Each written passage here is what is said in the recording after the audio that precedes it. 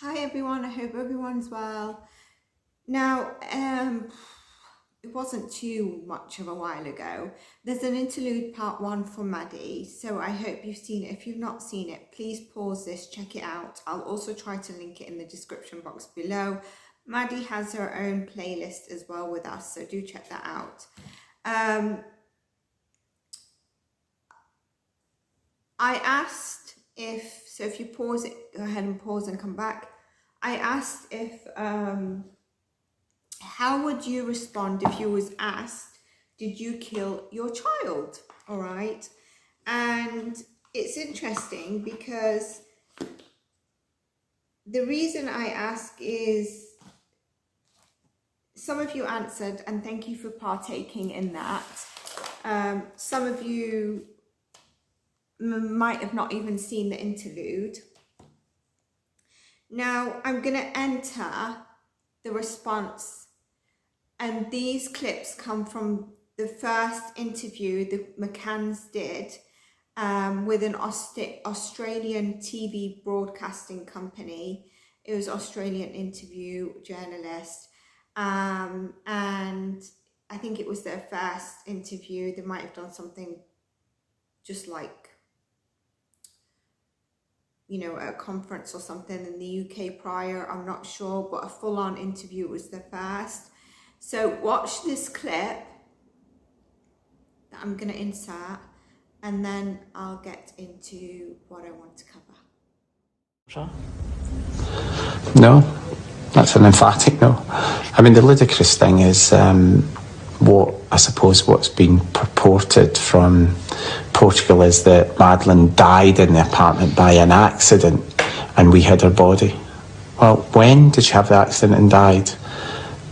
Because the only time she was left unattended was when we were at dinner. So if she died then, how could we have disposed or hidden her body, you know, when there was an immediate threat? It's just nonsense. So, and if she died when we were in the apartment or fell and did something, why would we cover that up? How did you find that answer? Like, the answers that some of you did was no, some of you not, absolutely not.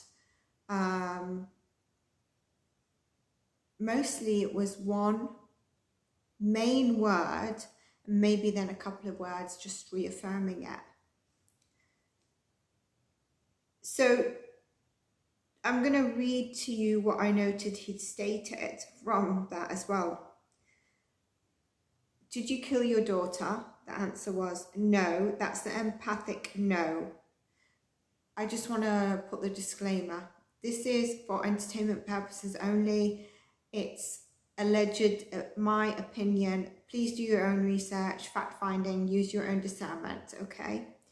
So the response from the father was, no, that's an empathic no. I mean, the ludicrous thing is what's been purported from Portugal is that Madeleine died in the apartment by an accident and we hid her body.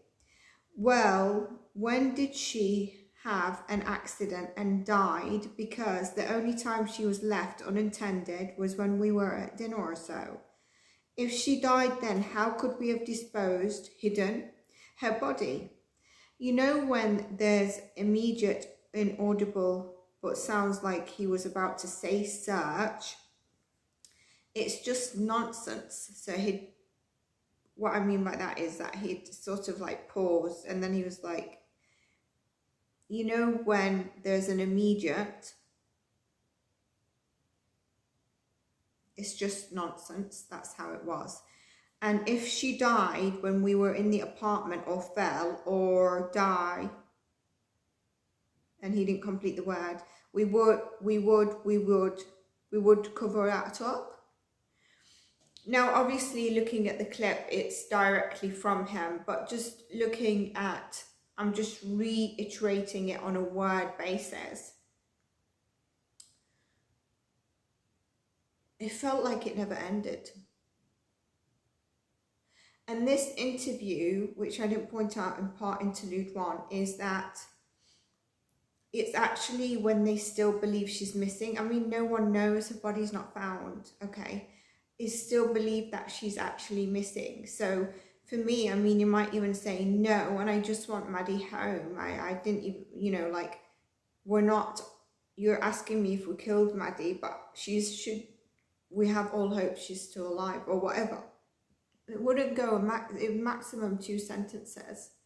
Well, that just seemed to have gone on, and I just feel that, and that's why, to make it fair, I asked for us to see how we would respond. Some of us have children, some of us might not have children, but how would we presume we would respond if we don't have children? Then I'm going to insert now a clip of Kate was asked when she did the check-in, or when she found Madeleine gone, So watch this clip, and then let's dive into that as well, as opposed to doing another interlude that's going to be very short. Room door where the 3 children were sleeping was open much further than we'd left it. I went to close it to about here, and then as I got to here, it suddenly slammed. And then as I opened it, it was then that I just thought, I'll just look at the children. And literally as I went back in, the curtains of the bedroom, which were drawn, were closed. It was like a gust of wind, kind of just blew them open. Now, obviously when we get to 1,000 subscribers or more, I will probably start doing these sort of stuff live, where there can be a live interaction. But we're not there yet, so it's kind of like, it's either on the Patreon that I do it with, or, you know, on YouTube it's not at the moment. But when it gets to that, that's what I probably do, so that we can just engage and share thoughts.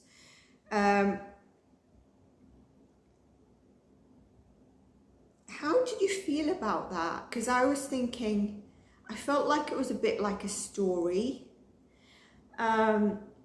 But I know that there was a reenactment, and I don't know for how long after.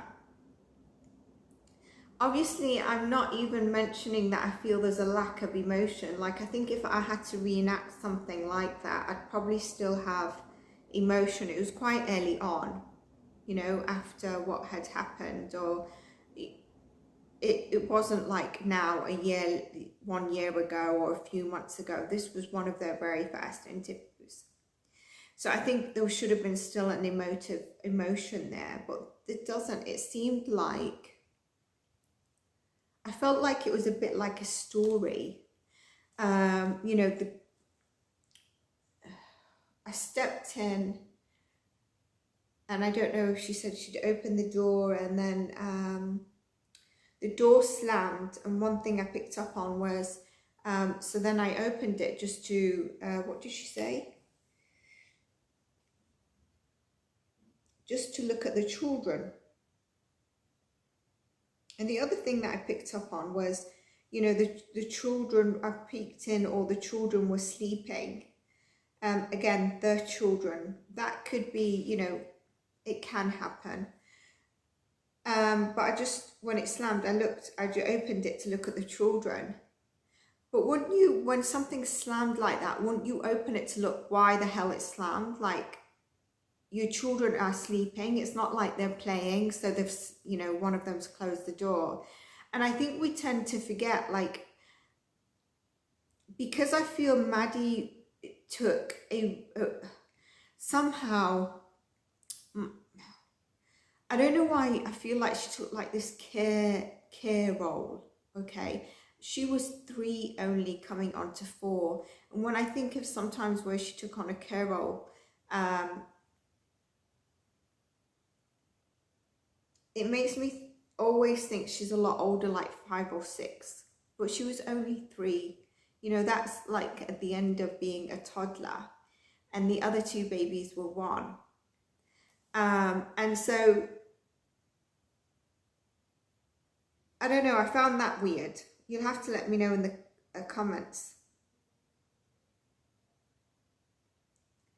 And then there was a gush of wind, you know. I don't, like, how would you word that? I think if I were to say it, you know, I walked in to check on the kids, and then this door slammed, so I opened it to see what on earth had happened, and I found that the window was open and there was a breeze of wind, or, you know, the curtains are closed, there was a breeze of wind, and then the wind, I noticed that the window was open, and that's obviously why the door slammed.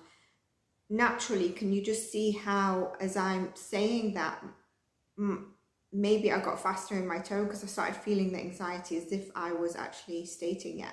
It wasn't like a bedtime story describing the gush of wind and stuff like that. You know what I mean? So I just wonder about that. But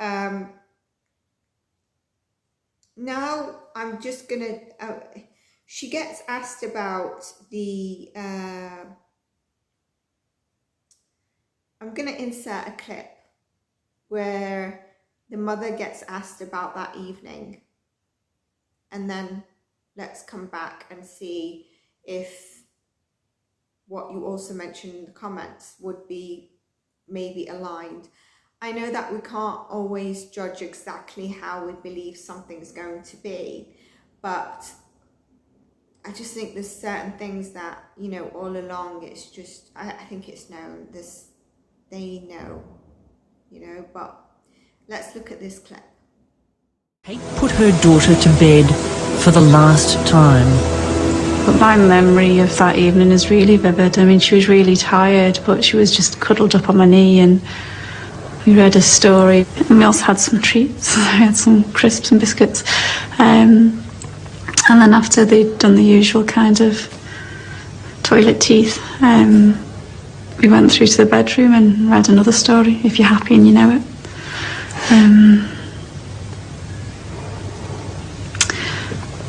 Yeah.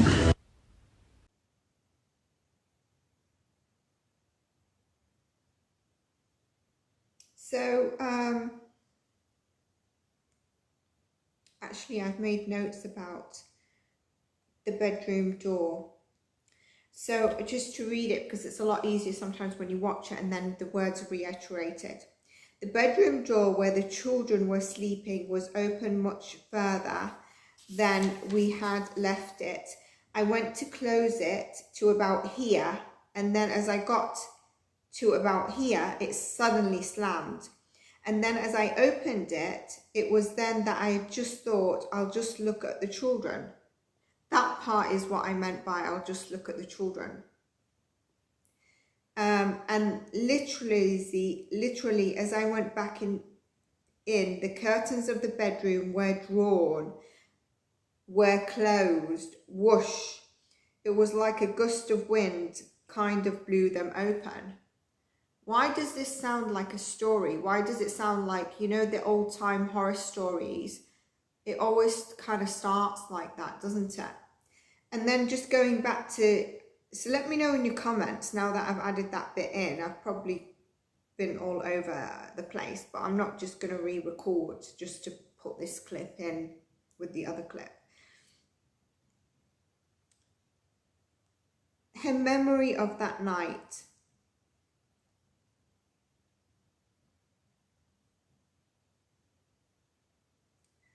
My memory of that evening, it's really vivid. I mean, she was really tired, but she was just cuddled up with my knee, and we had a reader story. We also had some treats, and she gave a little bit of a laugh, which is normal, but like,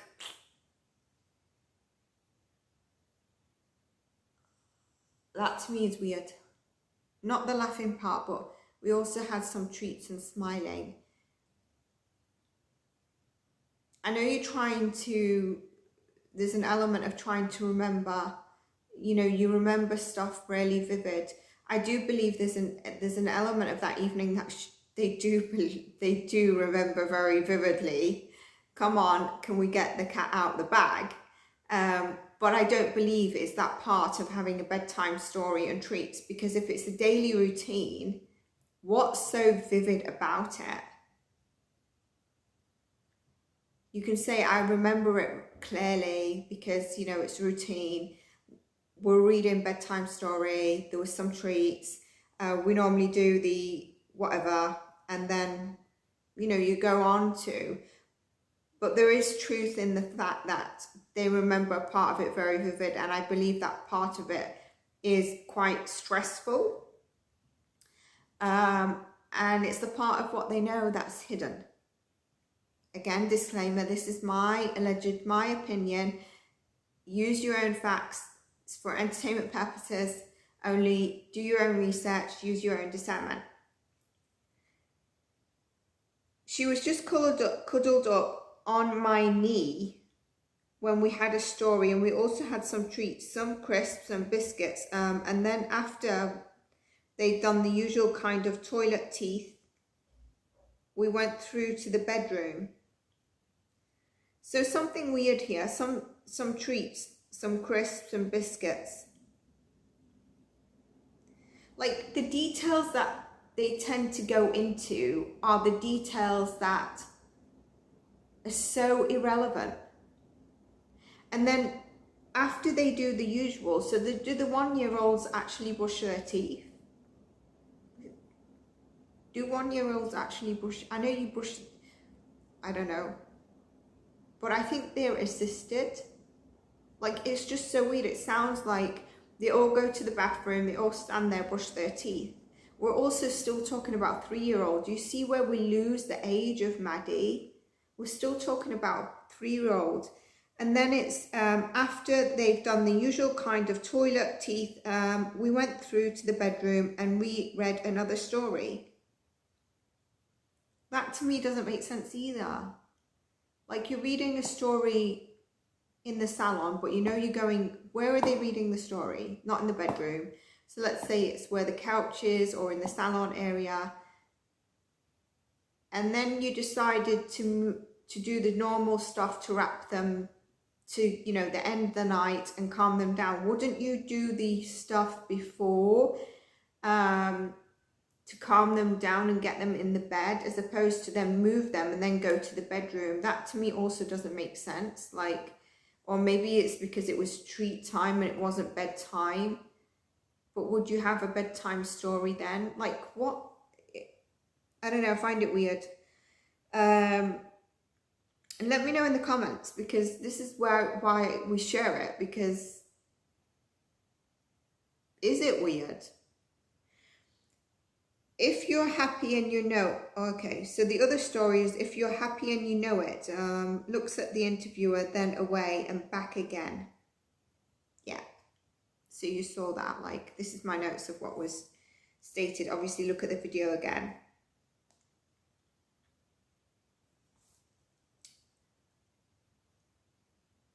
How would I answer that? Do you remember that night? Yeah, I do. We obviously trying to get the kids to sort of rest up, because we were planning to go out for the evening, meet with our friends in an hour or two. And so it was just kind of winding them down, making sure they had everything to eat as normal. And then we did the normal sort of evening routine of the teeth and going to the loo. And then we went into the bedroom to wind them down, to calm them down, have a bedtime story, and then just relaxing and calming. And we then got ready or whatever, and we went out after they'd fallen asleep about half an hour later. That's probably how I would answer it.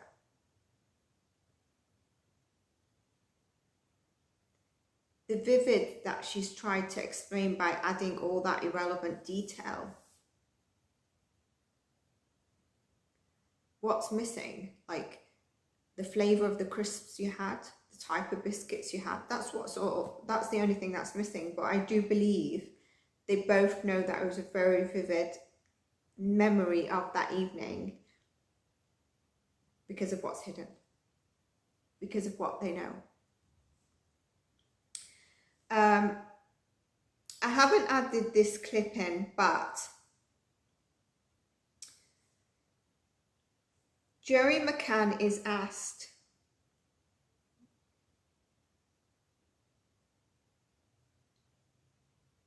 sorry, let's stay on the mother, okay. She's asked,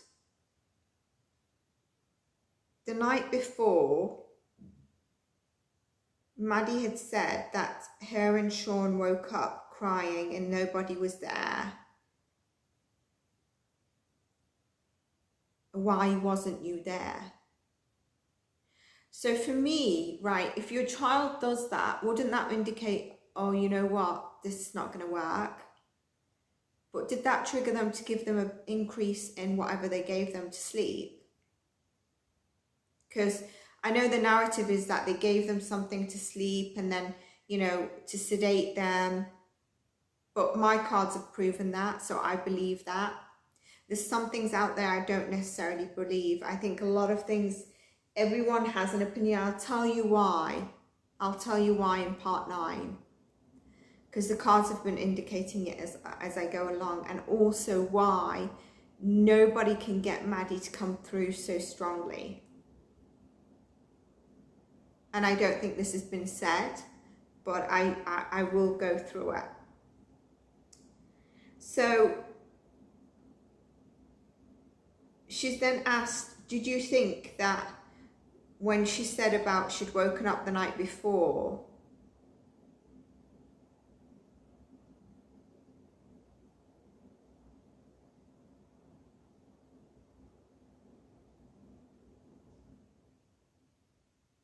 that someone had tried the night before to come in and abduct her accordingly, allegedly abduct her? So the response from the mother was, as soon as I discovered that Madeleine had been taken, it just hit me straight away that she'd said that morning, so the morning after the night where she'd woken up and Sean had woken up. And I just thought, my God, someone tried the night before. Firstly, if your child says they've woken up, some people say that, you know, it was that Sean had woken up, so Maddie went to care for Sean. And yes, as a 3-year-old, you might be able to, but at the same time as a 3-year-old, this is where I think we lose her age as well. As a 3-year-old, if she's awake and out her bed, possibly, but she's also going to be frightened and a bit shaken herself. She's not going to know what to do because the 2 toddlers was in, and she's a toddler herself. She's at the end of being a toddler. A 3-year-old is still a toddler, to reach the cot. Like, there's something about that as well. And if it is happening, like I said, Maddie seems to be like the caretaker, a bit of a caring role, but I don't think that she's gonna get out of her bed and go console her baby brother, who then falls back asleep. Like, there's something weird about that. And why would you state that? You've stated that by mistake, because honestly, you wouldn't state that. That actually points the finger more at you, because why would you, as a mother, a father, a parental guardian, or anyone, think then it's okay the next night to do it again without having the kids go to a nursery, for example? Now, the interviewer asks, I'm trying to remember exactly because I've made notes, and my notes are sometimes on the phone, sometimes as a scribble when things come to me again.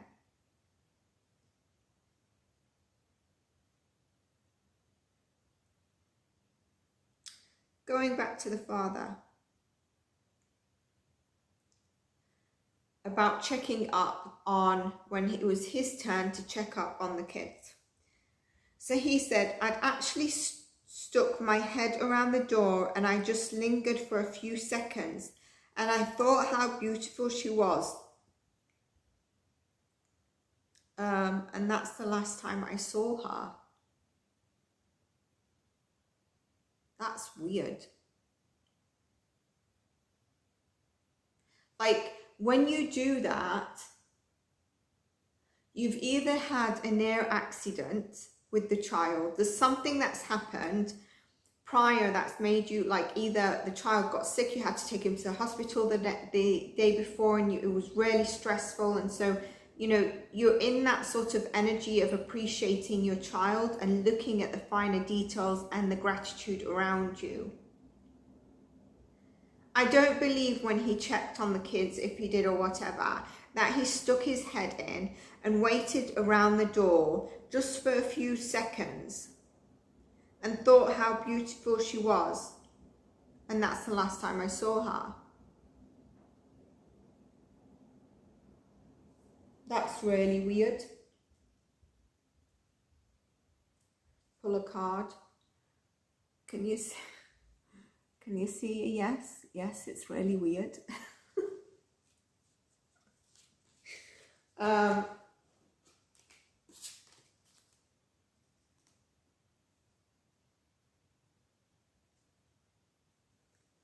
Yes to what I'm thinking. The yes is this when he actually, the last time he saw her, but not when he stuck his head round the door, when whatever they did to get rid of Maddie, whatever, like after it happened, or if they gave it, I'm going to go into this in part 9, if they disposed of the body, or when they were disposing of the body, or they gave the body away, they asked someone to come and take it. The last time he'd saw her, but not sticking his head through the door to look at her, I believe that he did stand and think how beautiful she was, but she'd gone by that time. It had happened. Whatever was happening had happened, and I just pulled a card and it said yes. Now, the other thing that I made a note of, which I think is on my phone, this one, because I was thinking about it.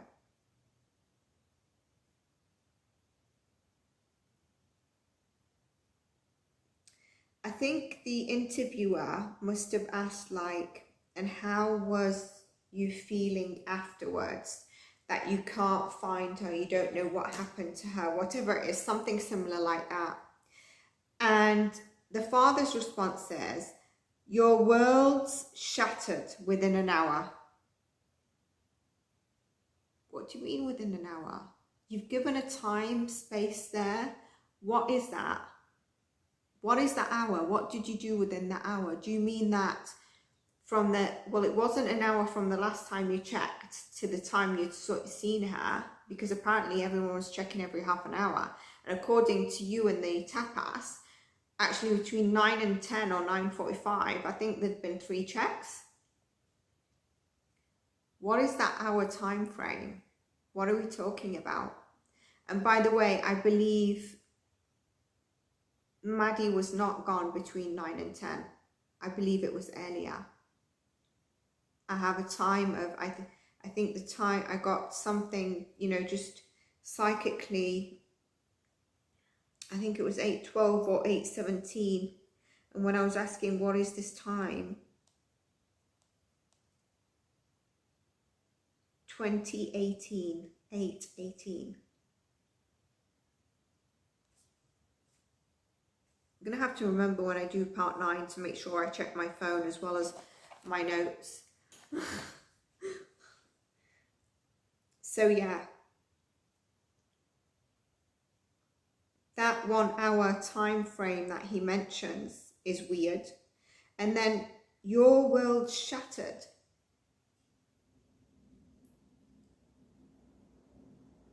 I can understand it because you explain it in the sense of your world's just collapsed in that moment in time when you realize that your kid's not there. It's just really difficult. And I just feel really lost at the moment and confused of what could have happened. That's just me just doing it on how, if I used your world shattered, but I think you would use our world's shattered. Our world just shattered.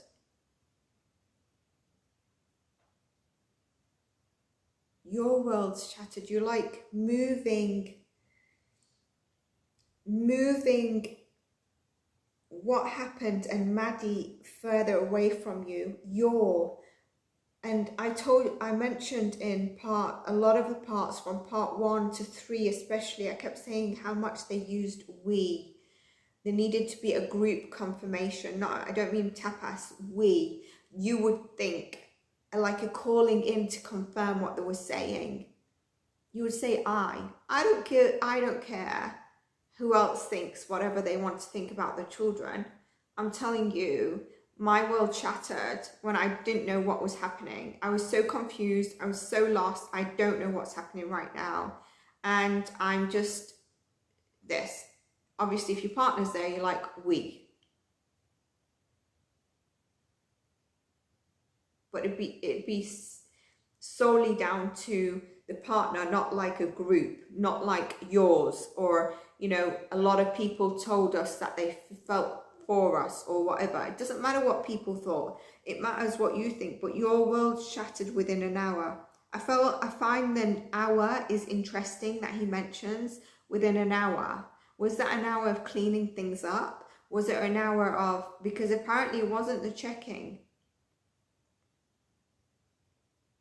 And then your world shattered when the interviewer, I should have written or taken a video of what the interviewer said.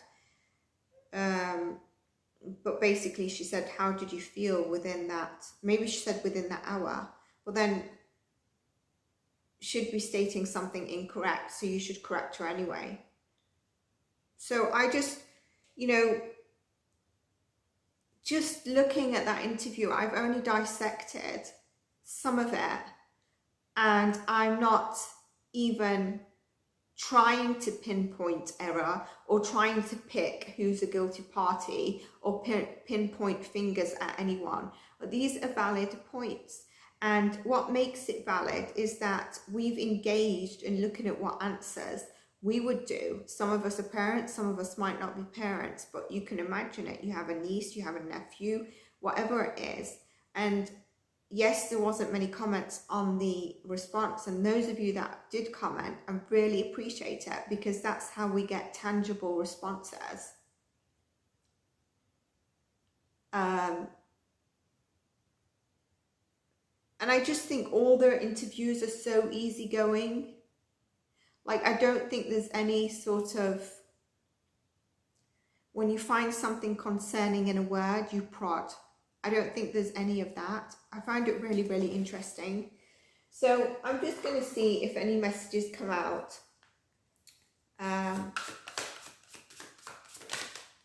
Let me just ground my energy. I can't just go directly into it. 1 second.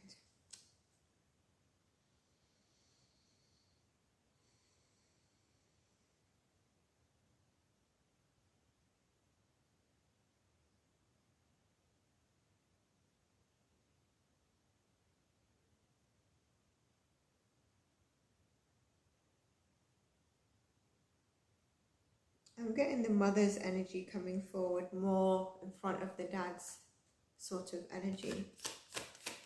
Not that, I don't mean that she's more thingy, but in terms of maybe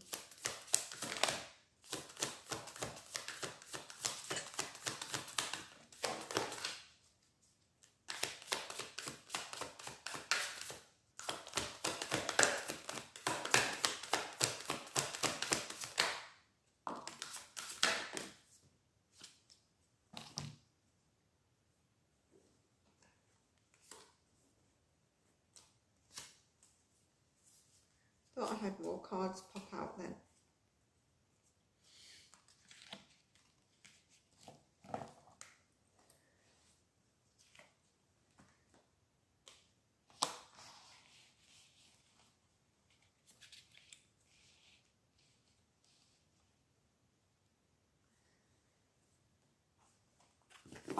We've got the 5 of Cups, the King of Wands, the 3 of Wands, the Star card, the 2 of Cups. So the parents sticking together on this.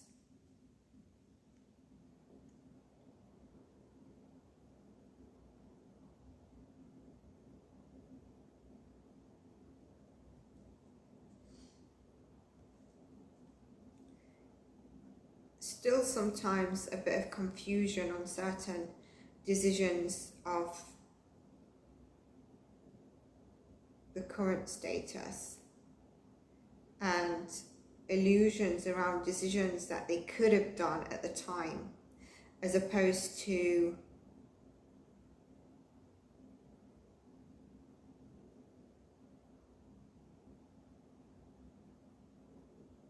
what happened or what they did or whoever's involved did. There is still a need, you know, for healing for Maddie. And I also feel like just being healed to de-anchor from Earth, which we know, and come in true partnership with her soul. And this is also the parents sort of sticking together, but the partnership, you know, energy, tapping into energy healing here, partnership of her soul and being aligned and wanting for things to just move forward. Been waiting for quite some time for it to move forward.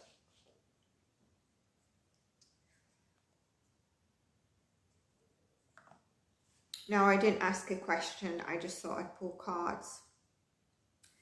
I think this person is very relevant in terms of possibly within part 9 what I go into, which could be someone from a society.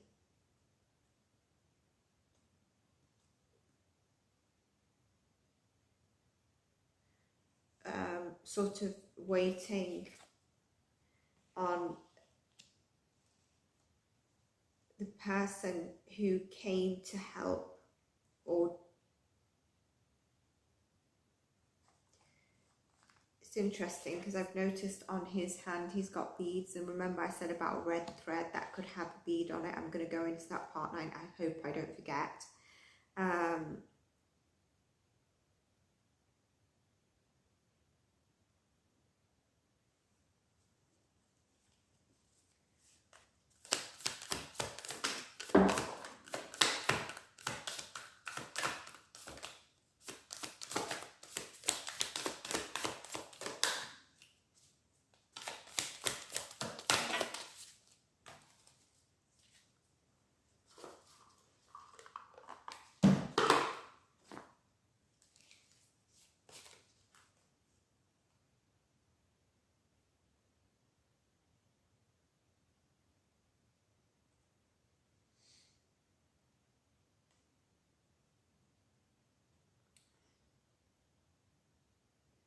Needed to be patient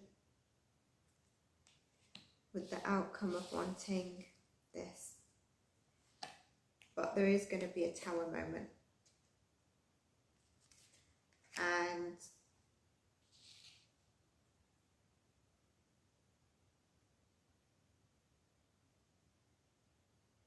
just by using our discernment and logic, we can know or have it pointed to us of who should be reinvestigated. It's not difficult. Just using your logic. And that will start a chain reaction of the tower. And I think what I want to go into is that I think there's 3 possibilities on part 9, and one of them is if someone was called in,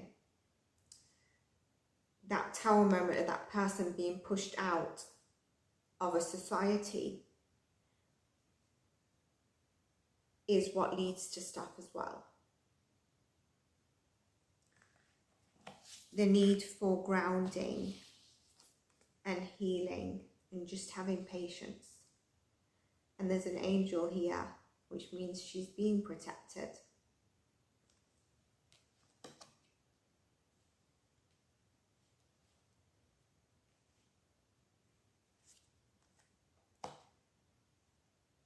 There is a female that knows what happened as well. And I feel like there's also an elite male that knows, but there's a tower moment coming in. There is a tower moment coming in.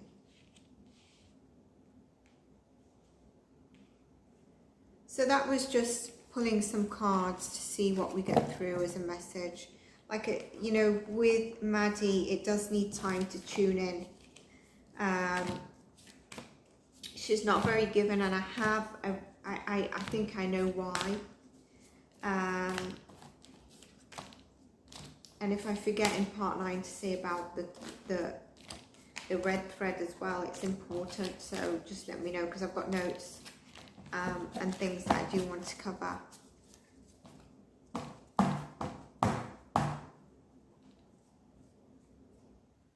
This could also be, I got Amy, and I think it's Amelie, where I said that she might end up coming forward or doing like past life regression or Akashic or tapping into her subconscious. I also got within one of the readings the Page of Swords, which I felt was connected to the brother. And so it might be, what I was going to say in part 9, it's going to be one of the siblings that come forward to look into it. But I think it's going to be through, like I said, seeing someone that helps them tap into subconscious memory.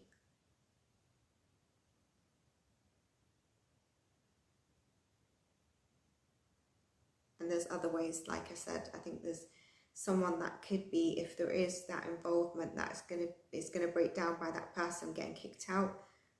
And I don't want to say more to spoil the next parts, but I hope you enjoyed this part, and if you did, please do like and subscribe, and I'll see you in our next part. Take care, and bye for now.